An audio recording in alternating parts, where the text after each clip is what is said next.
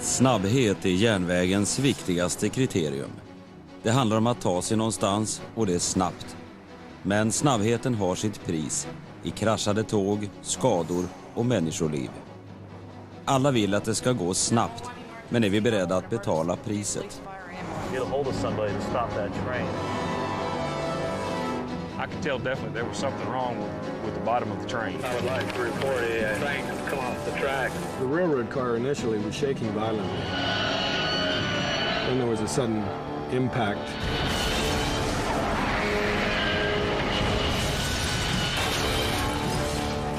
It was a nightmare.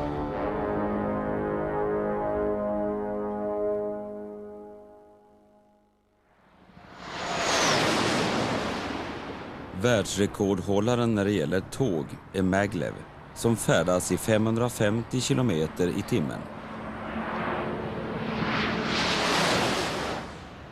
Det japanska tåget svävar några centimeter ovanför spåret där det susar fram. Maglev är det närmaste man har kommit ett flygande tåg och det befinner sig ännu i testfasen. Snabbheten gör att japanerna marknadsför det som framtidens tåg. Snabbhet attraherar människan, det kan aldrig gå snabbt nog. Men ju snabbare det går, desto mindre tid har vi att bedöma faran. Tågbolag vet att är det något som folk vill ha, så är det snabbhet. Med reklamtrick lockades människor till järnvägen.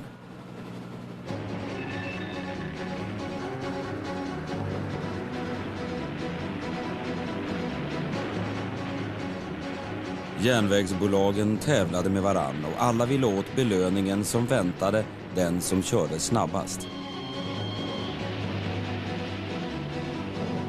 Faster yet and faster, eating up the miles, and she's still accelerating. A supreme effort, and Coronation has done it. 114 miles an hour, the highest speed yet attained in the Empire. Ökad hastighet ledde till fler passagerare och högre vinster, men även större risker. Ett problem som blev uppenbart vid en olycka i början av förra århundradet. Ett problem som järnvägen dras med ända in i våra dagar.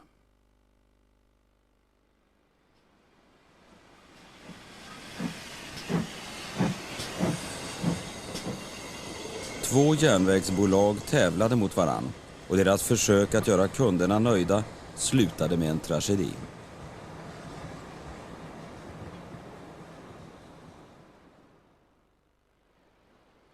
Järnvägsbolagen Great Western och London and South Western trafikerade sträckan Plymouth-London. De båda bolagens tåg möttes faktiskt vid Exeter Station. Båda körde passagerare som kom med transatlantiska ångfartyg från New York. Great Western hade hand om signalsystemet i Exeter och det var ett välkänt faktum att signalarbetarna ibland uppehöll sina konkurrenter medvetet. När ångfartygen närmade sig Engelska kanalen telegraferade man från en fyr utanför Cornwalls kust till järnvägsbolaget och meddelade att en båt var på väg. Nere vid terminalen stod folk och väntade på passagerarna. In the waiting room, and everyone stood by to wait for the arrival of the passengers. Most passengers were wealthy New Yorkers, newly arrived in Britain. The boat train was known as the Yank Express and guaranteed to transport passengers to London as quickly as possible.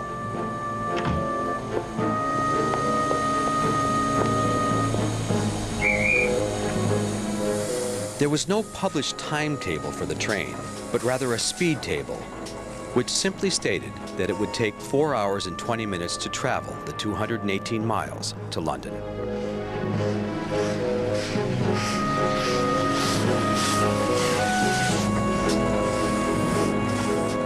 The London and Southwestern boat train left Davenport at about 11 o'clock on a Saturday night in June 1906. It was an express train controlled by driver Robbins and fireman Gadd. They were due to arrive early the next morning.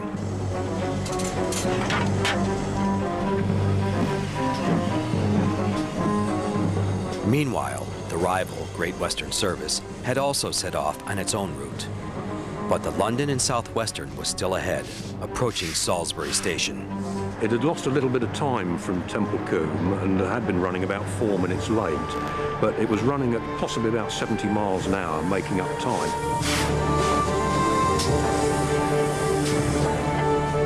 About a mile west of the station, the driver sounded the whistle and then continued to run at full speed towards the station. He hurtled through the station at probably 60, 70 miles an hour until the train reached the curve at the east end of the station.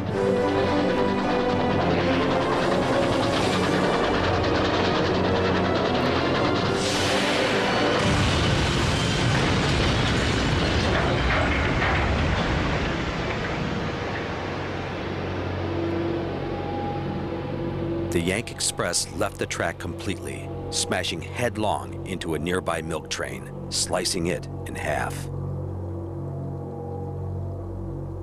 The sound of the crash woke the entire town.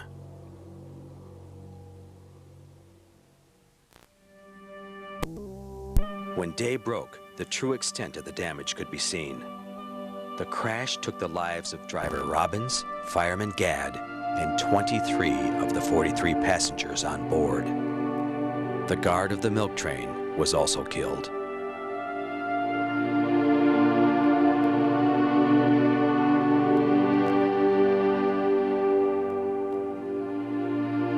The derailment at Salisbury shocked Britain. Crowds gathered at the site of the accident, and the Queen sent a message of condolence to the American ambassador. As an investigation into the crash began, experts agreed that Salisbury Station was notoriously hard for drivers to navigate. At the east end of the station, there was a sharp curve which had a speed limit of 30 miles an hour, but the boat train had been doing at least 70. As soon as news of the derailment spread, speculation began about the reason for this high speed.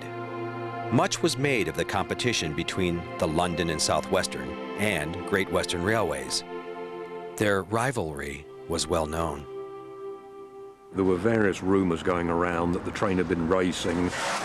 About the time that the accident happened, the Great Western were actually going to open a shorter route to London.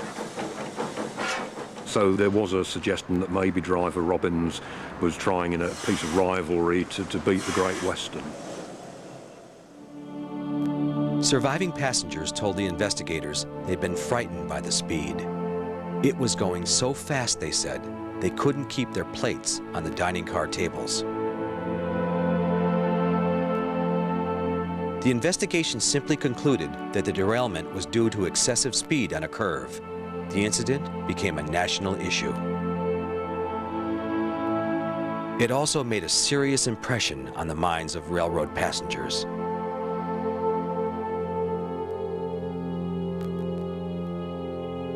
But that wasn't quite the end of the story. After the investigation closed, another accusation was made. As well as blaming the competing railroad companies, it appeared that some of the passengers bribed the driver to get them to London in record time.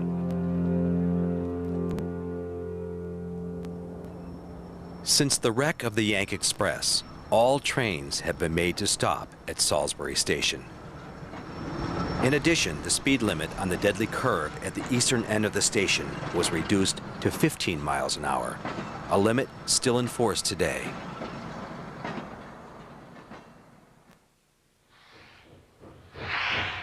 At Salisbury, 3 factors led to disaster. Rival companies were competing on rival routes. The driver was determined to make up time because his train was running 4 minutes late. And passengers seemed to have pressured him to reach their destination as fast as possible.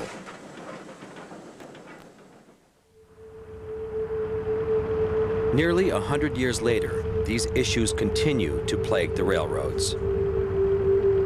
In Southall, England, in 1998, a high-speed passenger train owned by Great Western Trains, the modern descendant of one of the 2 rival boat trains, ran through a red signal at around 90 miles per hour. It plowed into a freight train crossing the track in front of it. 7 people died and 150 were seriously injured. Evidence suggested that the driver felt pressure to operate a train that had a broken automatic brake warning system. This was a major cause of the accident.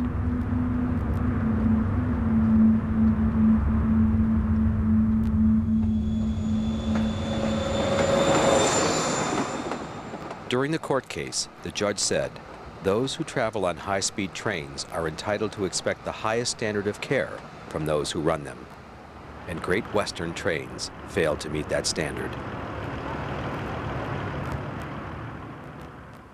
As the causes of tragedies at South Hall and Salisbury reveal, more than speed alone can contribute to disaster. The mysterious crash of a Ringling Brothers Barnum and Bailey circus train puzzled investigators until they found some intriguing clues. The circus was coming to town, but there are no happy faces. When Why Trains Crash continues.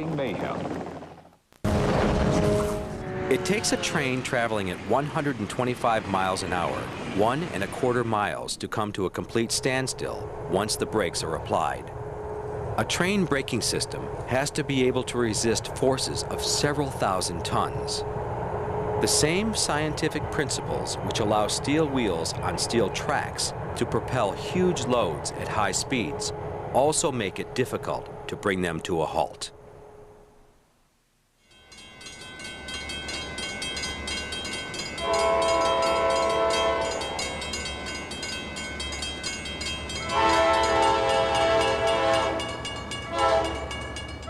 In January 1994, the effort to slow and stop this train ended in disaster.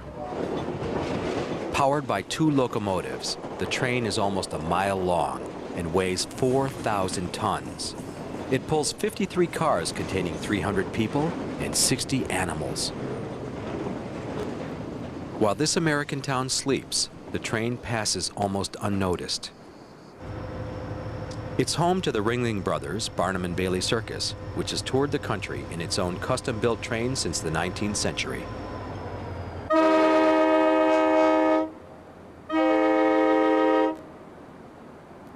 Traveling 17,000 miles per year, the train has apartments with air conditioning, heating and cooking facilities for the performers, and specially reinforced freight cars, which can take the weight of full-grown elephants.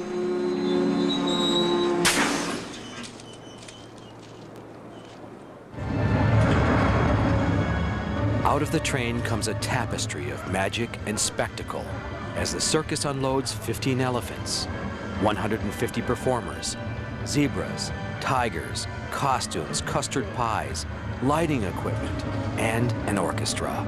This is quite a performance.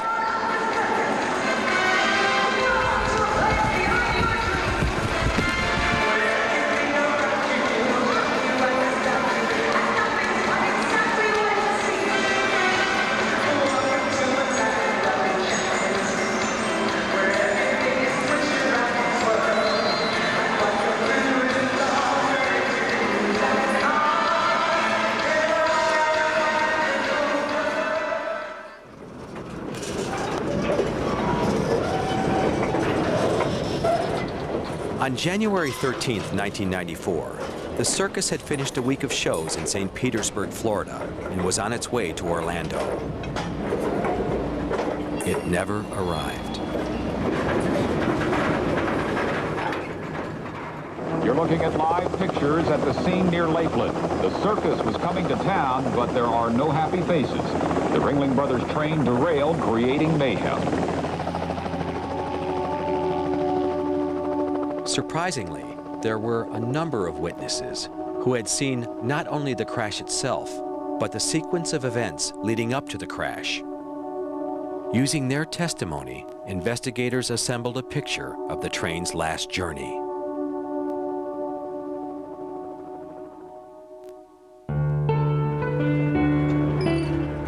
It left St. Petersburg, Florida at 7:30 a.m., traveling due east in the direction of the city of Lakeland. As it passed, witnesses along the track began to notice that something was wrong. A local man driving his van to work had to pass the railroad to reach a nearby garage. I come up to the intersection at the railroad crossing and the lights were blinking.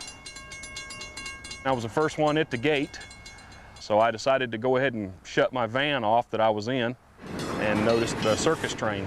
As it went by the van, the noise dissipated and went past me. The next thing I heard was a very loud squealing.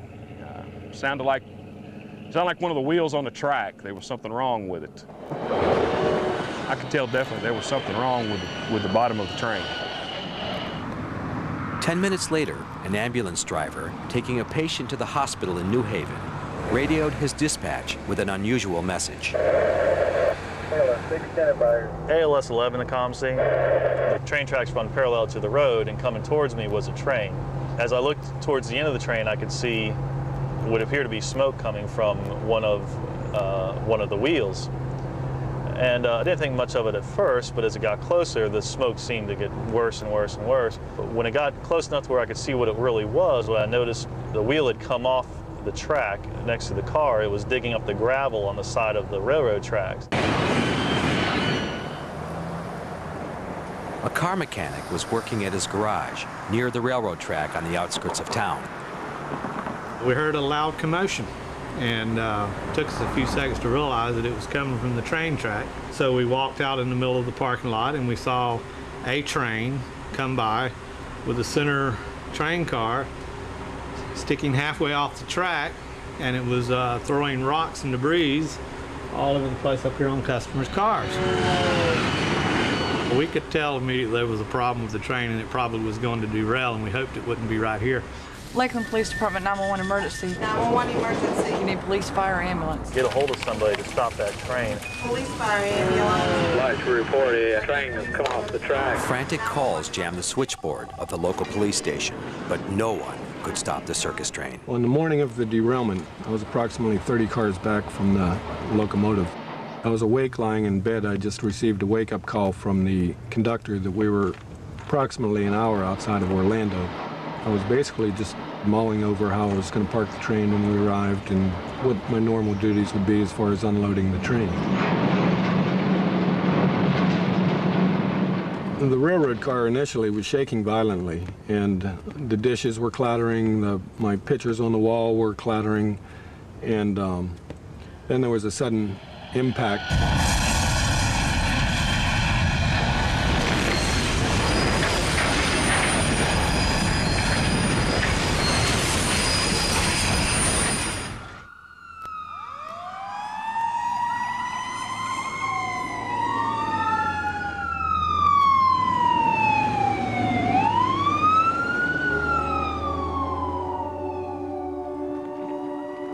It was a nightmare. When I got out of the car, you could see railroad coaches spread out everywhere. They were on their sides. They were torn open, like the sheet metal was removed from the sides of the railroad cars in certain cases.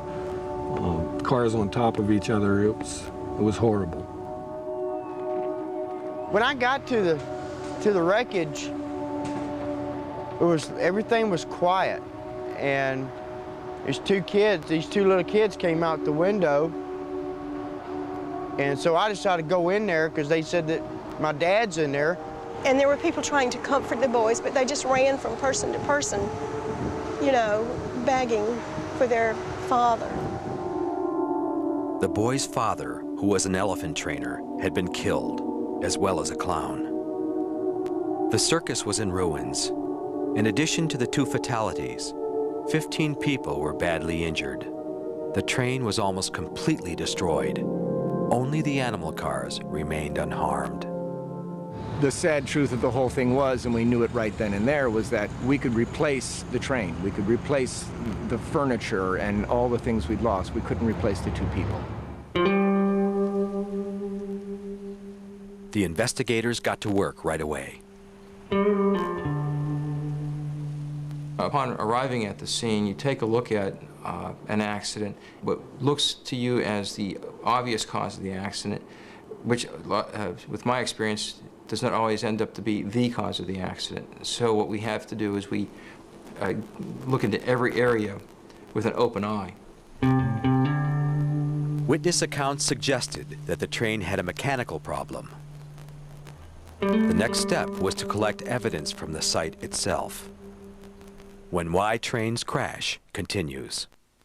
After the crash of the Ringling Brothers Barnum and Bailey circus train, investigators traced the movement of the train. By the trackside, investigator Michael Martino found train debris, including brake shoes, wheel parts, and broken lights, which were collected for tests. Investigators also looked for evidence of the train's last movements. Then, they found an important piece of evidence, a broken wheel that had come apart from the train and was still lying by the side of the track. We were informed by an eyewitness that he had seen pieces of wheel come off the train 4 or 5 miles south of the location of the accident. We dispatched an investigator, and they were able to retrieve the pieces of this particular wheel. Investigators saw that a furrow had been plowed down the middle of the railroad ties. From this, they could deduce that a train wheel had dragged along the middle of the track for nearly 2 miles before the train derailed.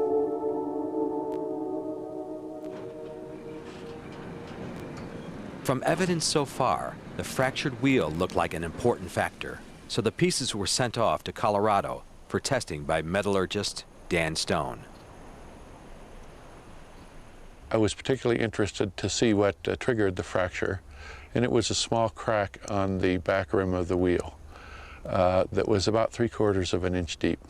I observed a semicircular crack that had an oyster shell appearing surface, quite bright and shiny, that triggered the rest of the wheel failure down into the center of the wheel. This type of failure is rather typical of a wheel that has been overheated and overbraked. The way in which this wheel cracked indicated to me that it was really a symptom of some malfunction in the braking system. The circus train used a system of braking in which brake shoes were forced against the tread of the wheels. As the pressure of the shoes increases, the rim of the wheel heats up.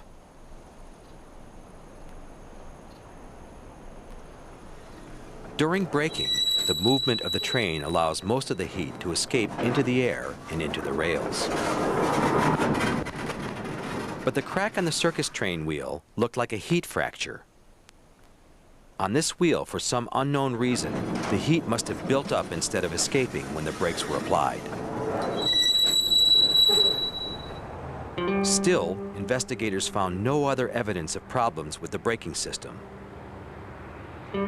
The circus train had even been inspected on the track only 1 hour before the derailment, and no problems with the brakes had been spotted then.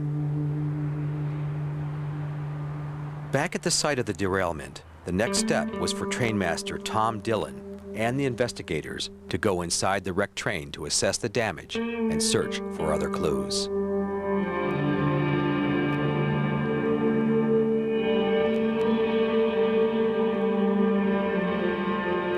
Pretty much all of our personal belongings were destroyed due to the derailment. The difference between the circus train and a passenger train is that on the circus train, that's our home. It had been my home for 8 years. That's the difference. It was our home. It wasn't a one-way train. The fact that the train was a home was a crucial element in the tragedy. Falling furniture crushed and killed the elephant trainer and the clown as the train came off the tracks.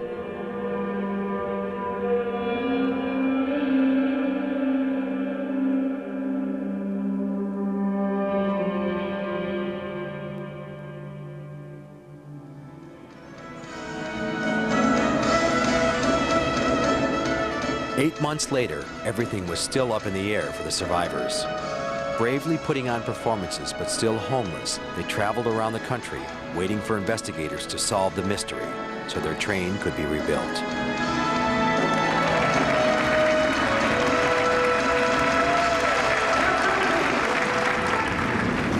The breakthrough came when one of the investigators came up with a revolutionary suggestion.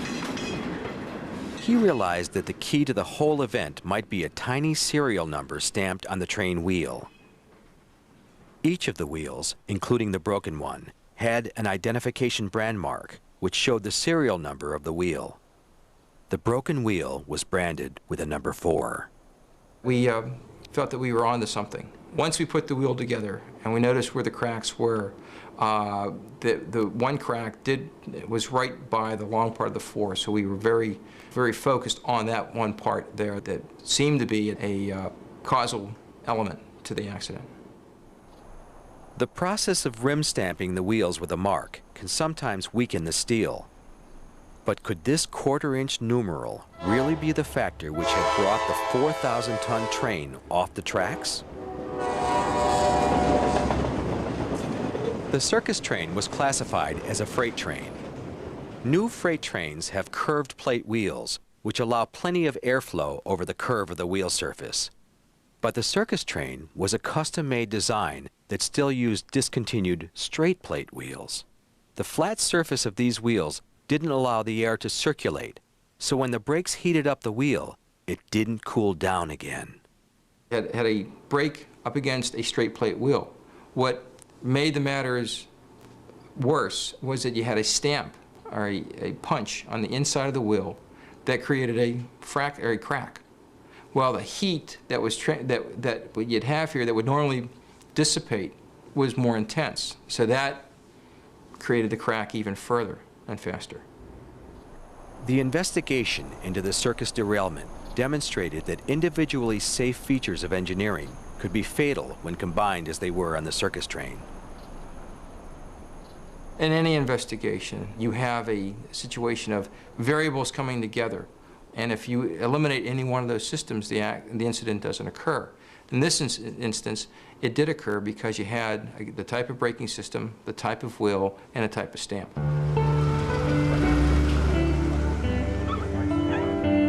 The train's inhabitants are now back on board, and it's business as usual for the circus.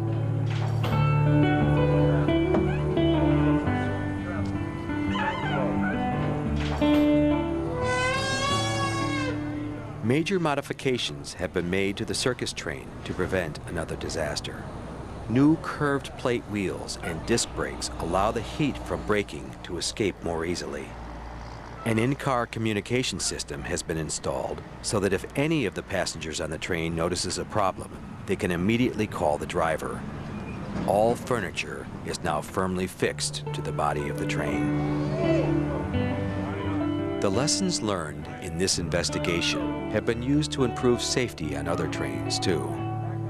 Since the time of the accident, straight plate wheels are no longer used on freight trains here in the U.S., and rim stamping of serial numbers onto wheels has also been discontinued.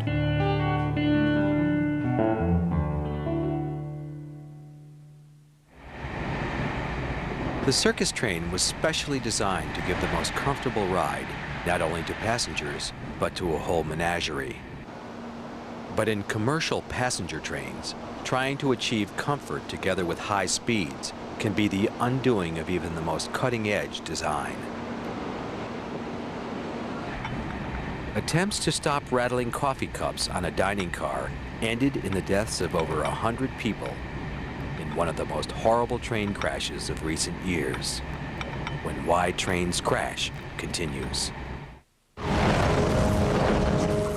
In 1991, the German railway, Deutsche Bahn, launched the new Intercity Express, or ICE, and with it, a new image. The ICE was the latest in railway innovation. Aimed at Germany's most discerning travelers, it offered them a chance to sit back and enjoy. The new trains have reclining armchair-style seats, some with personal videos. The interior is soundproof for the comfort of the passengers. There are picture windows to admire the German countryside and information displays which boast of the train's performance. They pose as the ultimate in indulgence and cutting-edge technology. At their launch, they made a great impression on German travelers like Petra Sebastian. Since then, she's vowed never to travel by train again. schnell wie möglich nach Hamburg zu kommen, I chose the ice in order to get to Hamburg as quickly as possible, and also for the sheer thrill of traveling at nearly 190 miles per hour. I was really happy because I love traveling by train. Once when I was in Munich, I was standing on a bridge and saw one coming in, and I thought, wow, the ice. Behind the scenes, things weren't going according to plan with the train's launch. Despite heavy promotion by Deutsche Bahn, there were problems with the new restaurant cars, which were badly affected by the train's high speeds.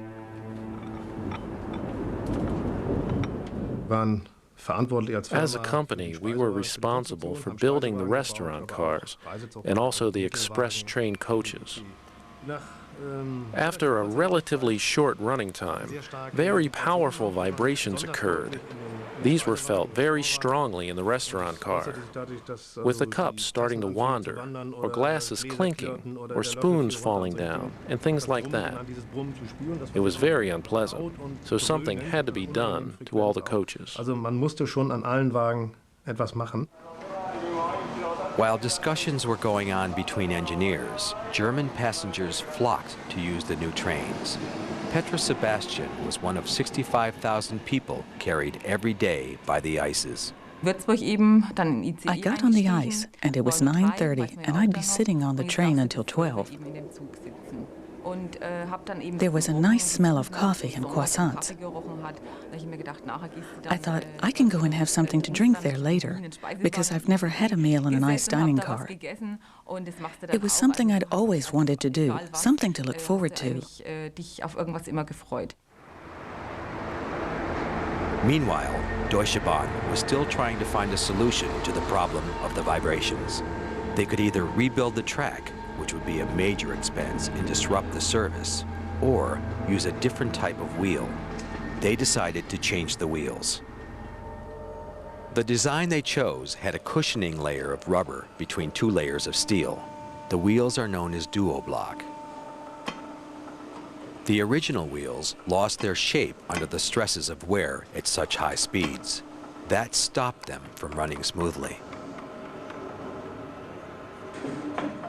The rubber cushioning on these new wheels absorbs the movements of the train, reducing the stress on the metal wheel. It was hoped that this would stop the vibrations. The dual-block wheels certainly seemed to make the restaurant cars more comfortable, and coffee cups and a la carte meals sat steadily on the tables. On the morning of June 3rd, 1998, the Munich to Hamburg service left on time on its journey through the center of Germany. In Coach 9, Petra Sebastian was relaxing on her way to a vacation in Bavaria. But something about the train didn't feel right. The first feeling of unease in the ice was when I had the sensation that it had just run over something. That's when I thought, there's something wrong here. This isn't normal. Then there was a strange movement as the train swayed left and then right. I promptly held tight because of the sudden pull, and I remember thinking, we can't be derailing. That's impossible. By now, the train was traveling at 124 miles an hour, and Petra was right. It was leaving the tracks.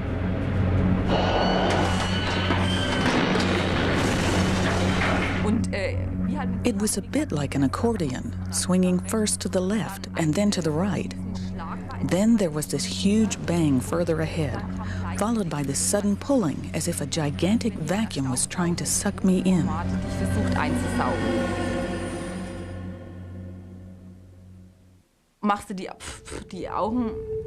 I opened my eyes and looked around me, and everything was reduced to rubble.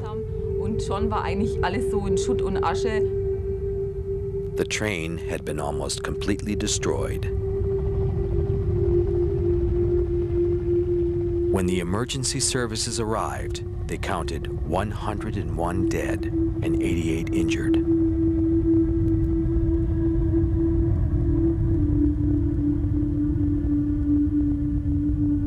was the worst rail disaster in Germany in 40 years.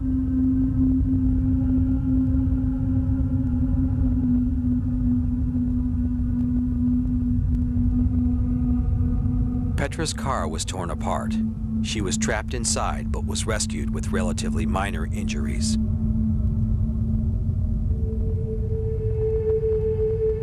After the crash, Deutsche Bahn investigators retraced the train's journey. 3.5 miles before the site of the crash, the Deutsche Bahn investigators and police found a broken duo-block train wheel. Soon, the facts behind the derailment began to emerge.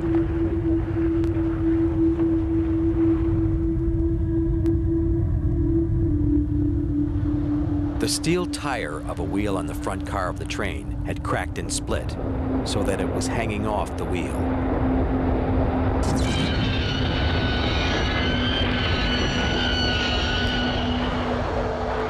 The wheel continued down the track until it reached a point where the tire caught in the rails and derailed the coach.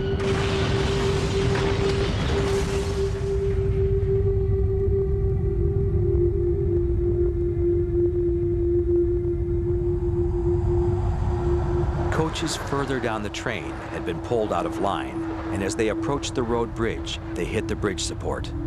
Then the whole bridge collapsed on top of the restaurant car, crushing it to a height of 6 inches.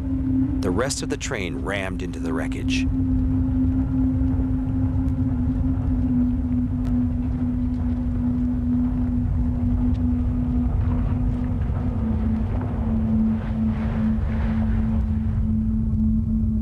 One of the dual-block wheels that had been specifically chosen to give a smoother ride had brought the train off the tracks. Ironically, it was the restaurant car, the start of all the problems, that was most badly damaged. Some Germans began to question whether Deutsche Bahn could have prevented the accident. When they were considering the replacement wheels, had there been any clues that they might be potentially dangerous? Over the next few months, there was a debate behind closed doors about the decision to insert dual-block wheels, according to Deutsche Bahn engineer Arnie Kühnel. The worries that were voiced by our own experts were that the wheels were not sufficiently tested. Obviously, these weren't listened to properly, or at least Deutsche Bahn didn't react accordingly. Above all, it was a matter of prestige. They wanted to prevent the train from continuing to suffer this poor image at all costs, and a solution was brought in very quickly.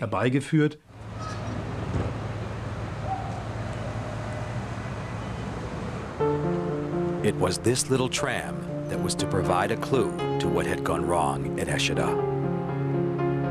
It doesn't have very much in common with the ice train. It trundles around the streets of Hanover in northern Germany at a top speed of 15 miles an hour.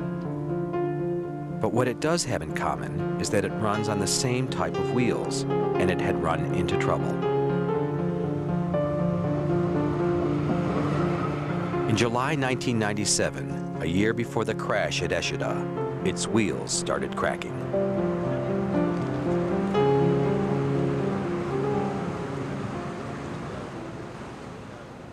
Alarmed, the tram operators went to the German Health and Safety Agency, fearing a serious accident.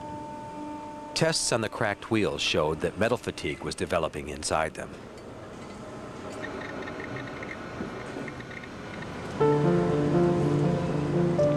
The Health and Safety Agency advised the tram operators that the wheels must be replaced sooner. Then the steel tires wouldn't have a chance to wear down, and metal fatigue wouldn't develop enough to form cracks.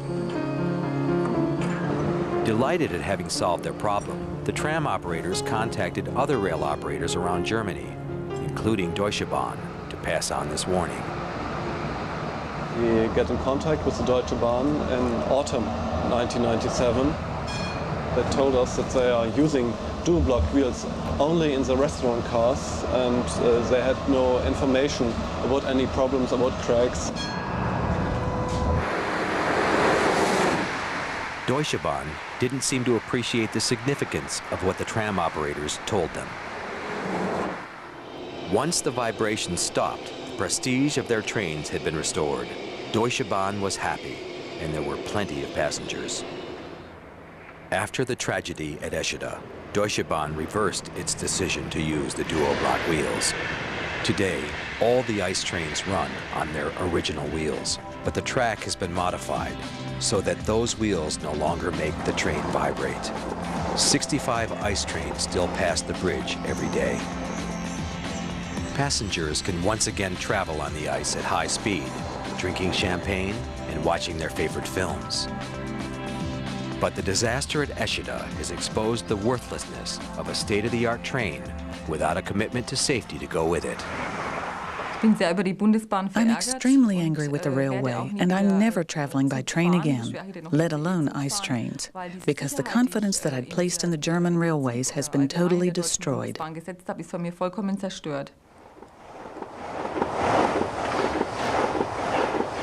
Deutsche Bahn is still the subject of a major investigation into the accident at Eschede. Railroads were the first form of transportation to lay down in writing the claims they were making for exact journey times with speed and punctuality. They were called railroad timetables. Timetables had a fundamental effect on society. Yes, we'd love to come and see you. Should we come by that midday train on Saturday? Well, I'll tell you what I'll do. I'll catch the 3:15. Be with you at 4 o'clock. All right. Before railroads, there was no standard time. All time was local time, and everywhere was different. In the 1840s, clocks in the west coast of England were set 20 minutes behind the clocks in London. But with published timetables to meet, the railroads had to make sure that all the station clocks were set to the same time. Passengers began to set their watches to run in time with the railroads. This practice led to one standard time being adopted in 1847.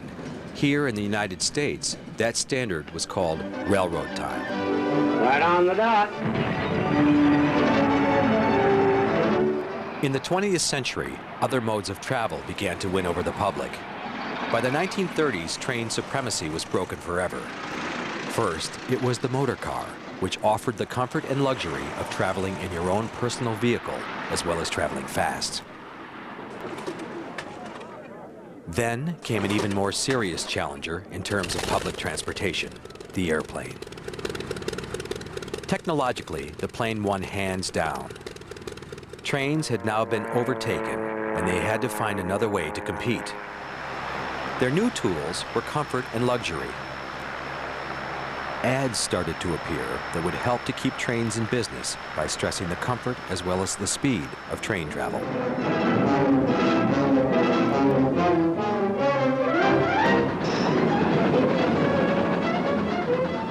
New refinements become the keynote of railroad endeavor.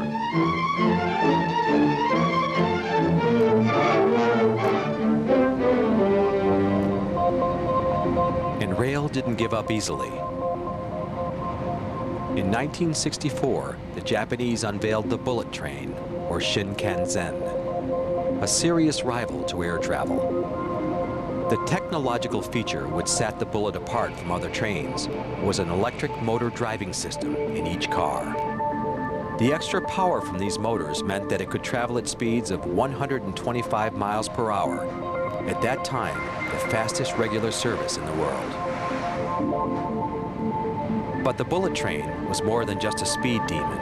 It also pampered its passengers.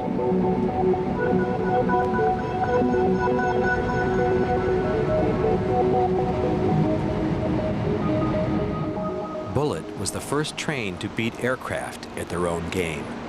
In fact, the bullet train even looked like a plane. Bullet had the goods over travel because there were no lengthy check-in times, and the Shinkansen stations were in city centers, not miles out of town like the airports. Although the Bullet could never beat the plane for pure speed, what it did do was to adopt the luxury and comfort that people had grown accustomed to in the air and give it to them on the tracks. It was such a successful combination, the Japanese passengers started to choose rail over air travel. The Japanese took trains worldwide into the future, encouraging other countries to follow with the winning combination of speed and comfort.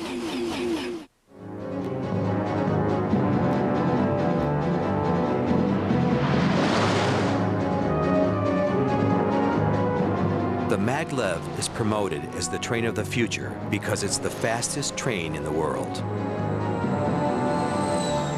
Speed has always sold because it's what the passengers want, and railroads have been eager to provide it. It's the only way this 19th century invention survived into the 20th century.